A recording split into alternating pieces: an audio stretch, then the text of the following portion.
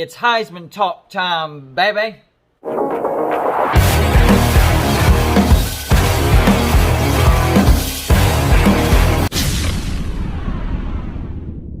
What is going on, everybody? It's me again, Golden Blue Dude, and if you haven't already, go ahead and hit the like and subscribe button. I do college football videos every single day, so whether you agree with me, want to talk trash with me, or talk trash to me, you're going to like this channel. So it's late enough in the season to where the Heisman picture is starting to come into focus, so I decided to make out my list.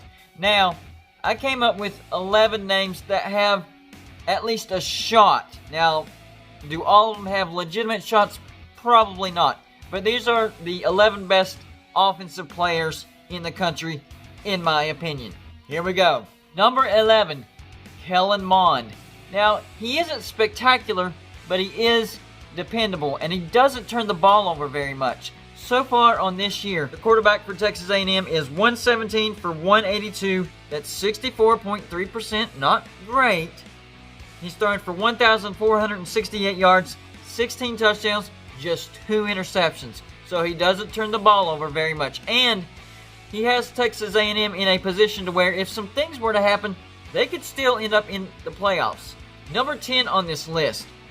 I actually thought he was going to have a better year. The quarterback for North Carolina, Sam Howell. So far, he's 168 for 248. That's 67.7%. Not bad. 2,631 yards. That's a lot of yards.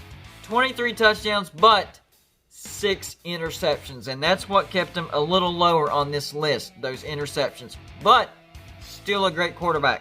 Number 9 on this list. He doesn't get talked about very much. The quarterback for SMU, Shane Buechele. He's 207 for 320, so he's thrown it a lot. 64.7%. He's thrown for 2,781 yards, 21 touchdowns, and 4 interceptions. So, a lot of yards, but he's thrown the ball a lot. 4 interceptions, that's not a lot. So that's why he's just a little bit higher on this list. Number 8, the running back for West Virginia. I know, you're thinking this is a homer. But Letty Brown is a great running back this year. So far, he has 165 carries for 897 yards. That's 5.4 yards a carry and 9 touchdowns.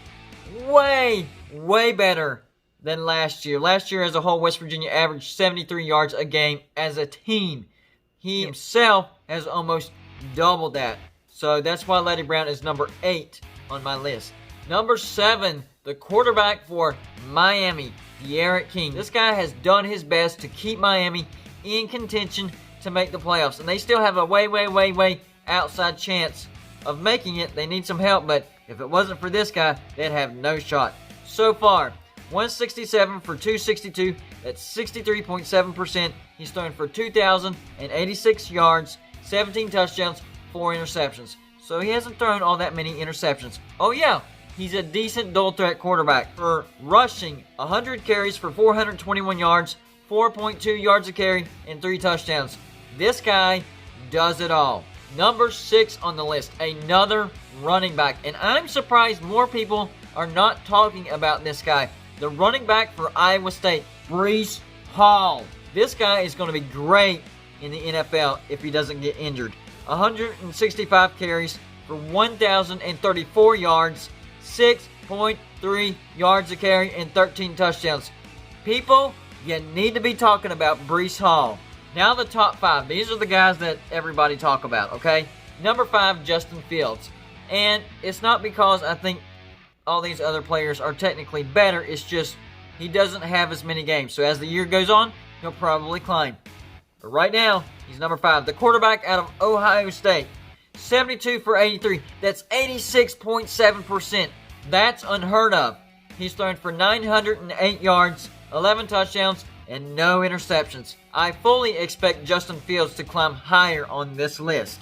Number 4, Trevor Lawrence. I know it's not his fault that he got COVID, but it did cost him statistically. And it cost his team a loss. Had he not had to sit out for a couple of games, Clemson would still be undefeated. But that shows just how valuable he is.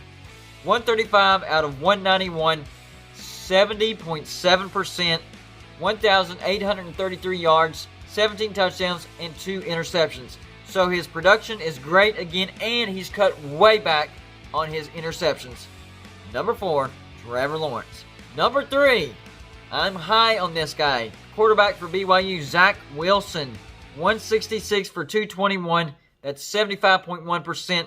He's throwing for 2,512 yards, 22 touchdowns, and 2 interceptions. If BYU were to have played more quality opponents, he'd probably be even higher on this list because he's got great stats. But his level of competition, the teams that he's played, has kind of kept him lower than what he could be. This dude could be number 1. Number 2, Alabama's Mac Jones. 139 for 177. That's 78.5%. That's awesome. He's thrown for 2,196 yards, 16 touchdowns, and just 2 interceptions.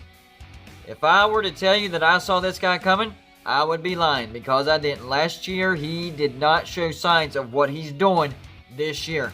Alabama could be looking at a national championship quarterback in Mac Jones. Number 1 on this list, and I've been high on this guy from day one, but he got out of the gates a little slow, but man, has he picked it up in the last 4 or 5 games. I'm talking about the Florida quarterback, Kyle Trask. 148 for 211, 70.1%. He's thrown for 2,171 yards, 28 touchdowns, and just 3 interceptions. So I'm not going to sit here and tell you that he's came out of nowhere. I've had my eye on him since the beginning of the season. It's just he got out slow, but he has definitely made up for it. So let me know what you think of my Heisman list and where I got it wrong, because I know some people are going to say I got it wrong. I hope you enjoyed this show. Like and subscribe if you haven't already, and I'll see you on my next show.